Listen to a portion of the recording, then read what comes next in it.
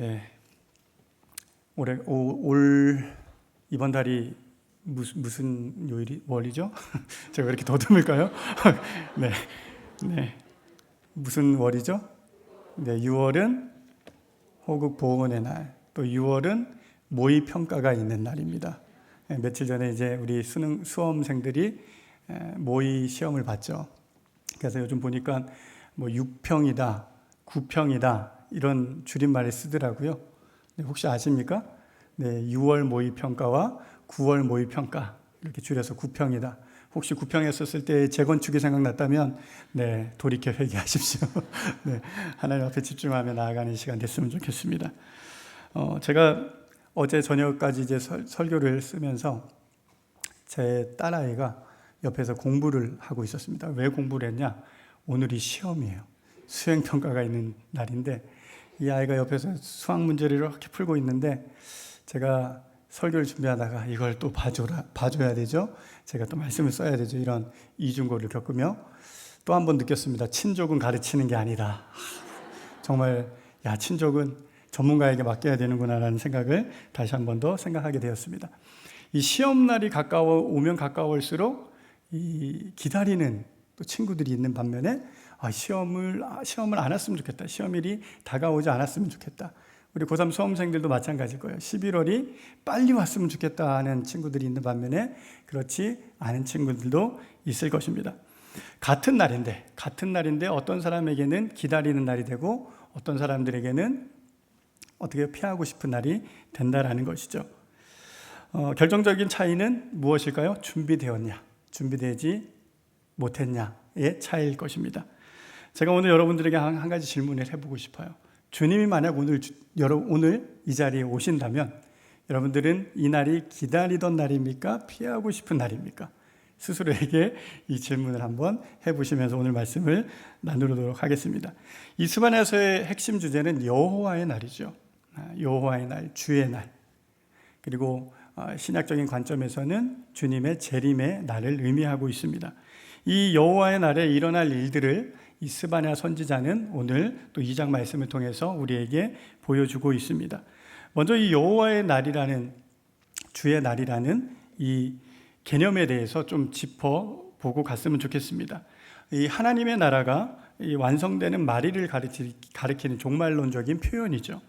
구약에서는 이 날은 택한 백성을 괴롭혔던 이 이방 불신 세력들을 심판하는 날이고 여기서 그치지 않고 하나님의 법을 지키지 않았던 이 악한 이스라엘 백성들이 심판받는 날이 이 여호와의 날이었습니다.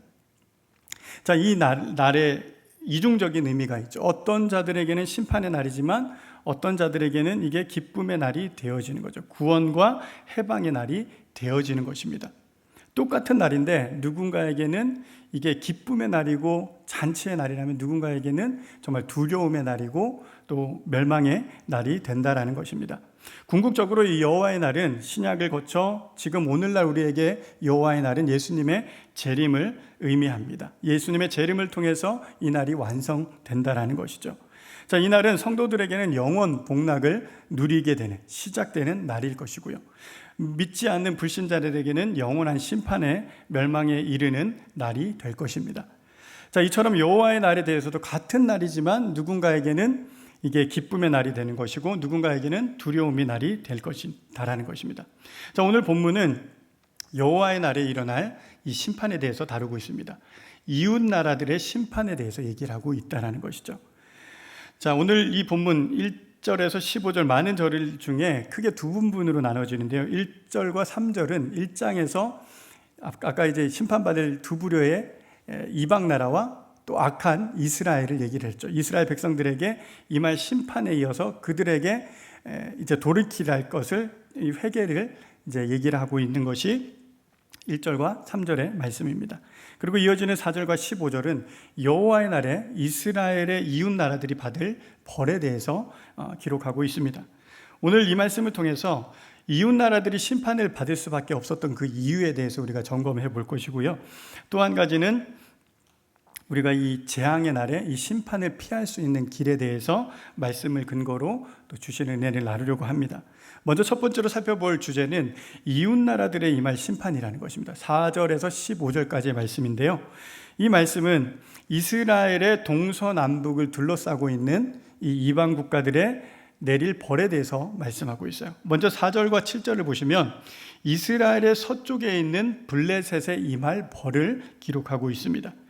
이어지는 8절과 11절은 이 동쪽에 있는 암몬과 모압에 임할 벌을 이제 설명하고 있고요. 끝으로 12절에서 15절은 남쪽 구스와 북쪽 아수르에 임할 이 벌을 기록하고 있습니다. 자, 그렇다면 왜 이 이웃 나라들에게 이 심판이 임하게 되었을까요? 두 가지로 정리를 해본다면, 첫 번째는 그들이 교만하여 하나님과 이스라엘을 대적했기 때문입니다. 그들이 교만했기 때문에, 하나님에게 교만했고 또 하나님의 백성인 이스라엘에게 교만했기 때문에 그들은 심판받게 되었다라는 것이죠. 10절 말씀을 함께 보겠습니다. 그들이 이런 일을 당할 것은 그들의 만군의 여호와의 백성에 대하여 교만하여 졌음이라. 이스라엘을 둘러싸고 있었던 이 나라들은 하나님과 그의 백성들에게 대하여 교만하게 하였다라고 말씀하고 있습니다. 세번역 성경은 이것을 어떻게 번역하고 있냐면, 이것은 그들이 거만을 떤 것에 대한 보복이다. 그들이 만군의 주님의 백성에게 욕을 퍼부은 탓이다 라고 번역하고 있습니다. 특히 이 나라들 중에 모압과 암몬 자손들이 이스라엘을 비방하고 조롱했음을 볼 수 있습니다. 그리고 이스라엘의 경계를 넘는 교만한 모습을 보였다고 8절 말씀은 기록하고 있습니다. 8절 말씀 보겠습니다. 내가 모압의 비방과 암몬 자손이 조롱하는 말을 들었나니 그들이 내 백성을 비방하고 자기들의 경계에 대하여 교만하였느니라. 자기들의 경계에 대하여 교만했다는 게 어떤 의미일까요? 네, 이스라엘의 국경을 그들이 침범했다는 것을 의미합니다. 자기의 범위를 뛰어넘어서, 경계선을 뛰어넘어서 자꾸 이스라엘을 침범하려 했다라는 것이죠.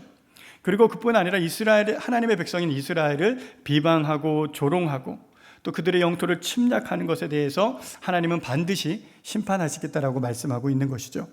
자, 이어지는 9절에 또 10절을 보시면 이 반복되는 표현이 있습니다. 어떤 표현일까요? 만군의 여호와라는 단어가 보이십니까? 자, 만군의 9절에 만군의 여호와 이스라엘의 하나님, 또 10절에서는 만군의 여호와라고 반복되어 있죠. 이 이미지는 전쟁터에 나아가는 이 여호와를 상징하고 있어요. 자, 이게 어떤 의미입니까? 만군의 여호와 하나님께서 이 심판을 주도적으로 진행하시겠다라는 것을 의미하고 있는 것입니다. 이 말씀은 이 성경에 기록된 시대에만 적용되는 것이 아니라 오늘 우리에게도 동일하게 적용되는 줄 믿으십시오. 자, 하나님의 자녀인 우리를 욕하고 비방하고 그러한 세력들이 우리 주변에 있죠. 그들을 하나님께서는 반드시 심판하신다라는 것입니다. 왜요? 만군의 여호와 하나님이시기에 우리가, 하나님의 백성인 우리가 핍박당하고 조롱당하고 또 그 교만함을 우리에게 쏟는다면 그들은 반드시 심판받게 될 것이라는 겁니다. 자, 요즘은 참 우리 그리스도인들이 살아가기 어려운 시기를 맞이했습니다. 팬데믹도 어려운데 이 팬데믹으로 인해서 교회가 참 많은 어려움들을 겪고 있습니다. 참 그 이전에도 교회를 향해서 욕하고 비방했던 세력들이 있었죠. 그런데 이 팬데믹이라는 이 사태를 편승해서 지금은 더욱더 심하게 이 교회를 향해서 조롱하고 우리에게 또 많은 어려움을 주고 있습니다. 우리 성도들 가운데에서도 이 팬데믹 때문에 또 개인적으로 어려움을 겪고 있는 성도들도 있을 것입니다. 그럼에도 우리는 두려워하지 마셔야 돼요. 이 모든 상황 가운데 우리가 담대하게 하나님의 백성답게 우리는 살아가야 된다라는 것입니다. 절대로 낙심해서는 안 된다라는 것이죠. 여러분들 믿음 생활하다 보면 때로는 내가 의도하지 않게 억울한 일을 당할 때가 있어요. 억울한 일을 만날 때가 있어요. 그럴 때 여러분들은 어떻게 반응하고 있습니까? 하나님의 백성다운 모습으로 우리는 나아가야 돼요. 왜요? 반드시 주님께서는 그 억울함을 보고 계시고 그 주님께서 이 모든 상황을 풀어주실 것을 우리는 믿기 때문입니다. 반드시 주님께서 그 억울함을 풀어주실 줄 믿으시기 바랍니다. 자, 우리 아브라함에게 하신 약속, 오늘 우리에게 주신 약속이에요. 창세기 12장 3절을 제가 읽겠습니다. 너를 축복하는 자에게는 내가 복을 내리고 너를 저주하는 자에게는 내가 저주하리니 땅의 모든 족속이 너로 말미암아 복을 얻을 것이라 하신지라. 아멘. 자, 하나님께서는 저와 여러분을 축복의 통로로 세우신 줄 믿으십시오. 축복의 통로로 세우셨기 때문에 우리를 축복하는 자에게는 우리에게 축복을 주시고, 우리를 저주하는 자에게는 주님께서 그들에게 저주를 푸실 것이다 라는 것입니다. 자, 두 번째로 우리가 그들이 심판받은 이유에 대해서 한 가지 더 생각해 볼 것은 이스라엘을 영적으로 부패하게 만들었기 때문입니다. 이스라엘을 영적으로 부패하게 만들었기 때문에 그들은 하나님의 심판을 피할 수 없었다라는 것이죠. 11절 말씀 제가 읽겠습니다. 여호와가 그들에게 두렵게 되어서 세상의 모든 신을 쇠약하게 하리니 이방의 모든 해변 사람들이 각각 자기 처소에서 여호와께 경배하리라. 자, 이스라엘의 주변 나라들은 각각 그들의 신들을 섬겼죠. 가나안 땅에 또 이스라엘을 이 동서남북에 있었던 이 이방 민족들이 섬겼던 신들이 앞서 1장에서 설명이 되죠. 1장 4절과 5절, 6절에 이어지는 말씀을 보시면은요, 그곳에 이 영적으로 부패한 이스라엘도 심판을 받을 것이다 라는 말씀을 하고 있었습니다. 지난주에 우리가 살펴보았죠. 그들이 섬겼던 이 대상들을 보십시오. 바알, 4절에 바알이죠. 그리고 바알을 섬겼던 그마림은 바알을 숭배했던 제사장들의 그룹이었어요. 그들을 섬겼던 그들뿐만 아니라 그 우상들을 멸절하시겠다라고 말씀하고 있는 것이죠. 자, 5절 말씀에 보시면은 하늘의 뭇별에 경배하는 자들, 경배하며 여호와께 맹세하면서 말감을 가리켜 맹세하는 자들. 말감도 암몬, 모압이 섬겼던 우상이에요. 이스라엘의 주변에 있었던 그 이방 신들이었죠. 자, 그러면서 그들이 어떤 영향을 미칩니까? 혼합주의 신앙을 갖게 해요. 여호와를 같이 섬기면 동시에 그 말감에게도 또 예배하게, 경배하게 만들었다라는 거죠. 그뿐만 아니라 여호와를 배반하고 따르지 아니하는 자들, 여호와를 찾지도 아니하며 구하지도 아니한 자들을 멸절하겠다 6절에 말씀하고 있어요. 자, 이러한 모든 이 배경에는 이 이방 민족들의 우상신이 영향을 미쳤다는 것입니다. 자, 이처럼 이스라엘을 영적으로 부패하게 만들었던 원인을 제공했던 그 이웃 국가들은 반드시 하나님 앞에 심판을 받게 될 것임을 오늘 말씀을 통해서 우리가 볼 수 있습니다. 자, 이처럼 우리의 신앙을 변질시키는 대상들 또한 있다는 거죠. 우리의 신앙을 자꾸 주변에서 내 신앙을 변질시키게 하는 그러한 대상이 있고, 그러한 것들이 있다면 하나님은 반드시 여호와의 날에 그러한 것들을 심판하실 것입니다. 자, 또 한 가지 우리가 또 생각해 볼 것은, 주의해야 할 것은 우리의 행동과 우리의 삶이 누군가의 신앙을 변질시킬 수 있다는 거예요. 내 말, 내 언행이 누군가 다른 사람의 신앙을 변질시킬 수 있다면 그 대상 또한 하나님의 심판이 될 수 있음을 우리는 기억해야 합니다. 자, 우리는 특별히 영적 리더로서의 책임을 우리는 막중한 그 책임을 부여받고 있어요. 저는 목회자로서 그 책임을 부여받고 있습니다. 또 이 자리에 목자로서, 또 교사로서 그 어린 영혼들, 또 양떼들을 돌보는 그런 리더의 막중한 책임을 맡고 있어요. 특별히 우리는 가정에서 영적 리더로서 부모라는 그 막중한 책임을 감당하고 있습니다. 박인경 사모님이 쓰신 책 중에 부모 면허라는 책이 신간인데요. 제가 그 책을 얼마 전에 읽으면서 챕터 중에 이런 장이 있었습니다. 자녀는 부모가 얻어야 할 한 영혼이다 라는 그런 장이 있었어요. 제가 그 제목을 보는데 저 안에 너무 무겁게 다가오는 겁니다. 마치 이런 그 장 제목을 읽는데 이런 거예요. 저에게 하나님 마치 이렇게 말씀하시는 것 같아요. 그래, 내가 다른 영혼에 대해서는 책임을 묻지 않을게. 그렇지만 네 자녀에 대해서는 내가 반드시 책임을 묻겠다라고 읽히는 거예요.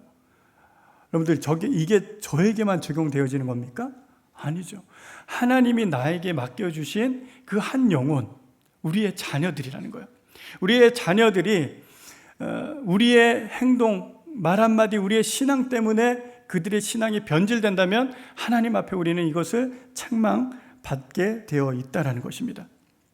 우리가 누군가에게 계속해서 우리는 영향을 행사하고 있다는 거예요. 우리의 영향력이 흘러가고 있다는 거예요. 그래서 우리는 삼가해야 되는 것입니다.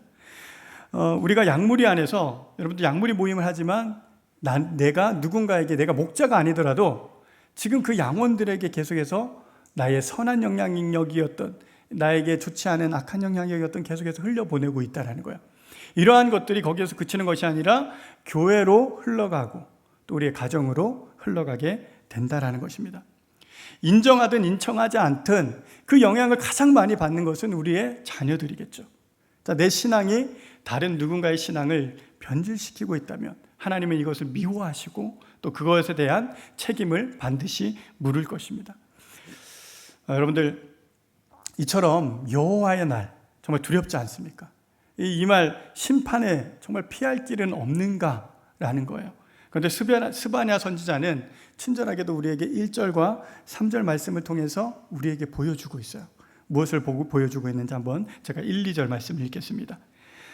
수치를 모르는 백성아 모일지어다 명령이 시행되어 날이 겨같이 지나기 전 여호와의 진노가 너희에게 내리기 전 여호와의 분노의 날이 너희에게 이르기 전에 그리할지어다. 자, 그 길이 무엇입니까? 3절에서 이어지는데요, 하나님을 먼저 찾고 또 하나님의 백성답게 살아가는 것을 말씀하고 있습니다. 3절 말씀 읽겠습니다. 여호와의 규례를 지키는 세상의 모든 겸손한 자들아, 우리 함께 읽겠습니다. 너희는 여호와를 찾으며 공의와 겸손을 구하라. 너희가 혹시 여호와의 분노의 날에 숨김을 얻으리라.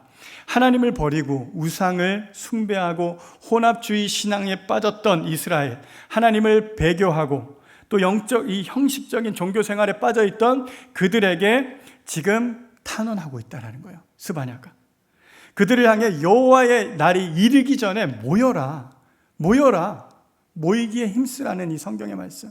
우리는 하나님 앞에 모여야 돼요. 이 예배 처소에 모여야 돼요. 하나님을 예배하는 장소가 어디든 무엇이 됐건 우리는 모여야 합니다. 그리고 무엇이라고 말씀하고 있습니까? 계속 반복되는 표현이 있어요. 2절에 날이 겨같이 지나가기 전에, 진노가 너희에게 내리기 전, 분노의 날이 너희에게 이르기 전. 자, 이 일이 오기 이전에, 이 일이 닥치기 전 우리가 해야 할 것이 무엇이라고요? 하나님 앞에 모여야 된다는 거예요. 자, 3절에서는 그리고 뭐라고 얘기합니까? 규례를 지키는 세상의 모든 겸손한 자들. 하나님의 말씀, 이스라엘이 다 타락한 것이 아니라 그 가운데에서도 하나님의 이 규례를 지키는 겸손한 자들이 있었다는 거예요. 그들에게 무엇이라고 얘기합니까? 너희는 여호와를 찾으라. 공의와 겸손을 구하라. 그런데 놀라운 것은 그 이후에 이런 구절이 적혀 있어요. 너희가 혹시 여호와의 분노의 날에 숨김을 얻으리라. 보장되어 있다라는 거예요? 보장되어 있지 않다라는 거예요? 혹시라는 얘기는 아니다라는 거예요. 자, 이 말씀 오늘 동일하게 우리에게 향하는 외침으로 받으십시오. 여호와의 날에 우리는 기쁨의 날이 되어야 돼요. 여호와의 날이 막 두렵고 떨리고 피하고 싶은 날이 되어서는 안 된다라는 거죠. 여호와의 날이 기쁨의 날이 되기 위해서는 오늘 스바냐 선지자는 여호와를 찾으라고 말씀하고 있습니다. 그럼 오늘 우리에게 적용해 본다면 여호와를 찾는다라는 게 무엇일까요? 우리가 여호와의 날, 주의 날을 우리가 맞이할 때 주님의 재림을 우리는 맞이하게 될 텐데 그때에 우리는 무엇을 준비해야 됩니까? 우리는 예수님을 구주와 주인으로 받아들여야 합니다. 예수님이 나의 구주시오, 나의 주인이십니다. 이러한 믿음으로 우리는 이 땅 가운데 살아가야 돼요. 그냥 살아갑니까? 오늘 말씀에서는 뭐라고 살아가래요? 공의와 겸손함으로 살아가래요. 겸손하게, 하나님의 자녀다움. 이 공의는 어떤 것을 의미합니까? 올바르게 살아가라는 거예요. 그리스도인으로서 이 땅 가운데 살아갈 때에 올바른 신앙으로 살아갈 것을 오늘 우리에게 말씀하고 있는 것입니다. 그런데 여러분, 오늘 우리는 무엇을 찾고 있습니까? 무엇을 구하고 있습니까? 무엇을 추구하고 있습니까? 혹시 여러분들이 돈을 쫓고 있고 이 세상의 성공과 부와 명예를 쫓고 있다면 오늘 이 스바냐 선지자의 말씀에 한번 더 귀 기울이시기를 바랍니다. 우리 1장 18절 말씀입니다. 1장 18절 말씀 한 목소리로 봉독하겠습니다. 시작. 그들의 은과 금이 여호와의 분노의 날에 능히 그들을 건지지 못할 것이며 이 온 땅이 여호와의 질투의 불에 삼켜지리니 이는 여호와가 이 땅 모든 주민을 멸절하되 놀랍게 멸절할 것임이라.